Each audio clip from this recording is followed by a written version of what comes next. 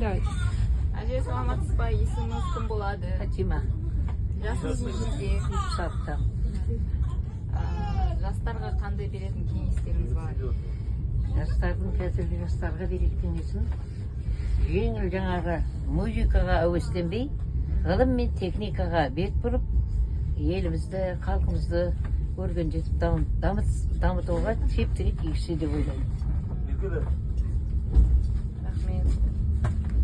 Сіз үшін өміріңізде ең бақытты сәттердің бірі қандай болды? Бақытты сәттеріміз көп, оның қайсы сәттерін айтамыз. Балдарым бар, 4 қызым бар, 2 ұлым бар.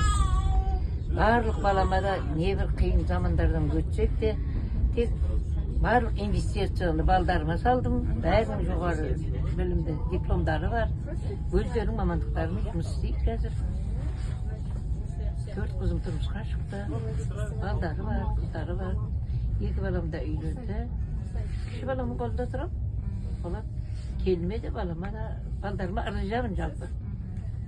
Балдарымсы оқытқаның жемісін көріп отыр. Мен олардың несі емес, өздерінің наны ғой өмірде. Сол оққанның арқасы айту, жұмыссыз емес. 2 мұғалім, 1 дәрігер, 3 мұғалім, 1 дәрігер, 1 мұнайшы.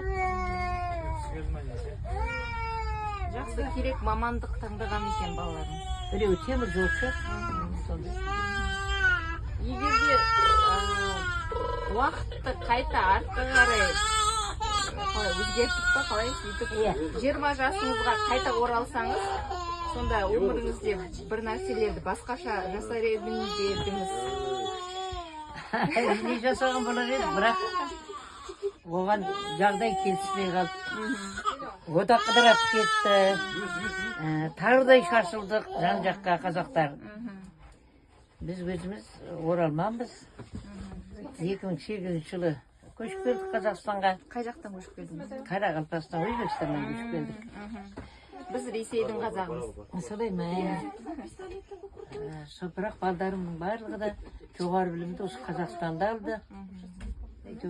Грантқа түскені грантқа түсті, платный оқығаны платный оқыды, 2 платный оқыды, қалған бірақ грантпен кірді барлығы. Неден? Өздерінің күштерімен тест тапсырып екеуі. Қазір бір қызым Алматыда Жүргенов атындағы университетте врач. Осы Бейнеуде 2 қызым мұғалім. 1 математик, 1 психолог.